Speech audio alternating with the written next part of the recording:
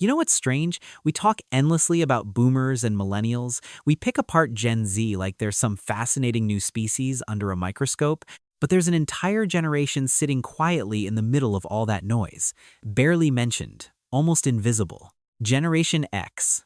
Born roughly between 1965 and 1980, they're your older coworker who never complains, your parent who seems oddly detached sometimes. The people who quite literally built the internet and then never once posted about their breakfast. And here's what almost nobody tells you.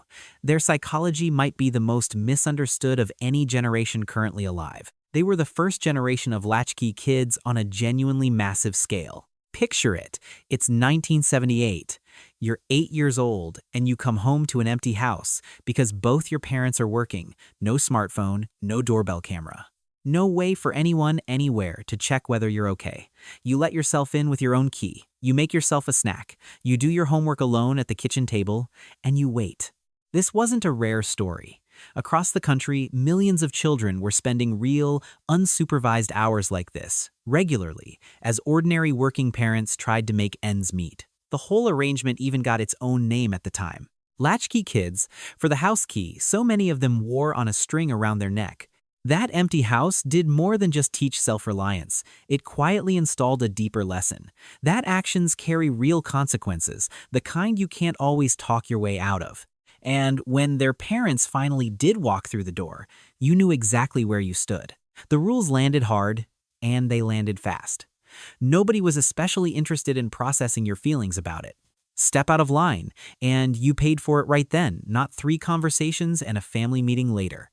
In a sense, cause and effect were directly wired together for them, with almost no cushioning in between. Their minds learned to predict consequences in real time, which is a large part of why Gen X tends to think several steps ahead in a way that can genuinely baffle younger generations who grew up with a lot more buffer built into their world. Now layer something else on top of that. Gen X grew up watching their own parents talk a big game about stability and then quietly rack up divorce rates through the 70s and 80s anyway. They watched people give everything they had to a company, only to get handed a pink slip the moment the next round of layoffs came through. Everyone kept repeating the same script. Work hard, follow the rules, and life will work out. Except the rules just kept changing, right in front of them, over and over. So, yes, a psychologist might file this under defensive pessimism. Gen X just calls it being realistic. It's not quite cynicism. It's closer to a kind of emotional armor. They'll hope for the good outcome, sure.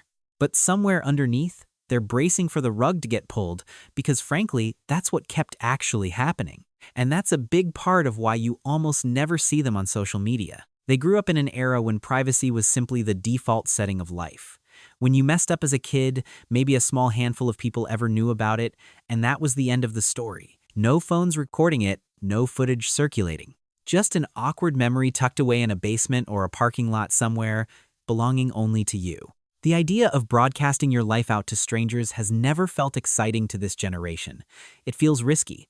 It was never really about not understanding the technology. It's that they learned early and thoroughly that the less people know about you, the safer you generally are. Gen X basically turned irony into a shield. Crack a joke first.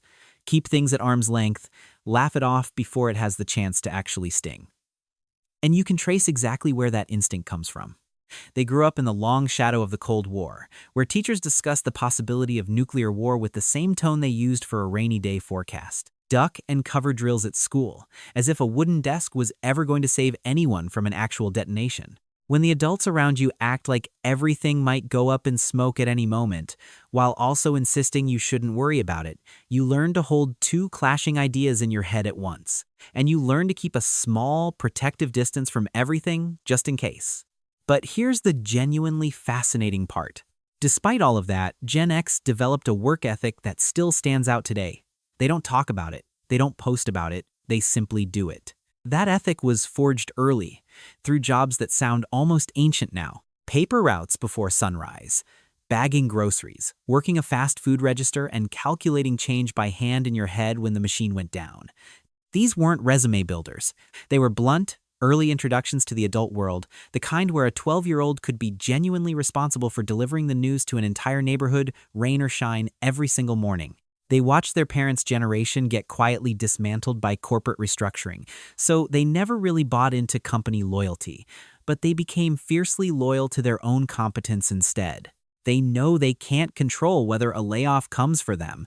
What they can control is whether they're the most genuinely valuable person in the room when it does. There's a strange paradox sitting right at the center of Gen X psychology. They are, at the same time, one of the most independent generations and one of the most quietly collaborative. They'll almost never ask for help. They'll just figure it out themselves, because that's exactly what they've been doing since they were 8 years old alone in that kitchen. But if you genuinely need help, they will show up. No drama, no public post about their generosity. They'll just show up. That instinct comes from forming tight, dependable bonds with friends out of pure necessity, back when the adults simply weren't around. And their relationship with authority is complicated, in a very specific way. They respect competence, not titles. If you've earned your position through actual demonstrated skill, they will follow you into almost anything. If you're simply someone with an impressive job title who clearly doesn't know what they're doing, they have zero patience for you, and they will not pretend otherwise. Gen X questions authority because they spent their entire childhood watching incompetent authority figures make genuinely terrible decisions in plain sight. Political scandals, foreign policy disasters, a public health crisis handled badly and slowly. Watching all of that unfold as a kid tends to leave a permanent mark on how much blind trust you're willing to extend to a title alone. They also face serious economic headwinds their parents' generation never had to navigate at the same scale. The youngest members of Gen X graduated college and walked straight into the dot-com bubble bursting. The oldest members were hitting their professional stride right when the 2008 financial crisis landed. They've been economically knocked down more than once, which is a large part of why so many of them keep more than one stream of income going. Not because they're naturally entrepreneurial, because they learned repeatedly that nothing is as permanent as it looks. Gen X also tends to lean into a kind of self-reliance that can quietly border on anxiety. They are remarkably capable in a crisis. But a lot of that capability comes from a deep discomfort with depending on anyone else.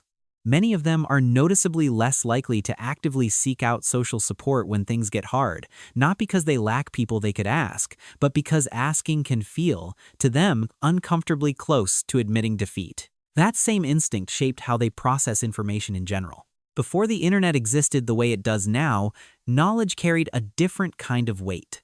Gen X spent real hours in libraries, working through card catalog drawers by hand, hunting for a single book that might hold the answer they actually needed. Information cost something.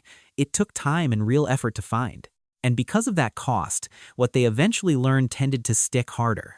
When something takes genuine effort to obtain, it tends to root itself more permanently in memory than something that simply arrives with a tap.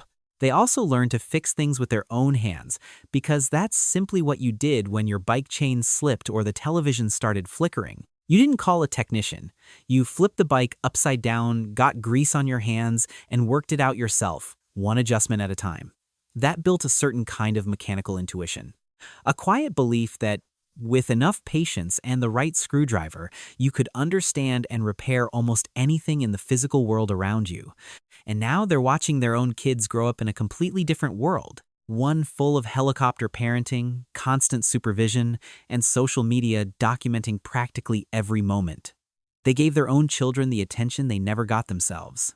But sometimes, quietly, they worry they've made their kids a little too soft, a little too dependent, a little too visible.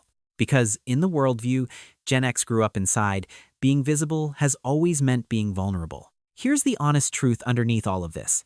Generation X might be the last generation that genuinely understands what it means to sit alone with your own thoughts, to be bored without reaching for a device, to work through a problem without immediately Googling the answer. They're not better than any other generation, just shaped by a specific, strange moment in history when the old world was dying and the new one hadn't quite finished being born yet. They're the bridge generation, and bridges don't get much attention. They're just there, doing the work, quietly holding two very different worlds together, expecting essentially nothing in return. And maybe that's the most Gen X trait of all. not caring whether anyone actually notices. So if you know a Gen Xer, and honestly, you probably do, maybe take a moment this week to actually notice them. Ask them what it was like being 8 and coming home to an empty house. Ask what they learned in all those hours nobody was watching. You might be surprised by how much of who they are was quietly built right there in a kitchen with no one around long before anyone thought to ask.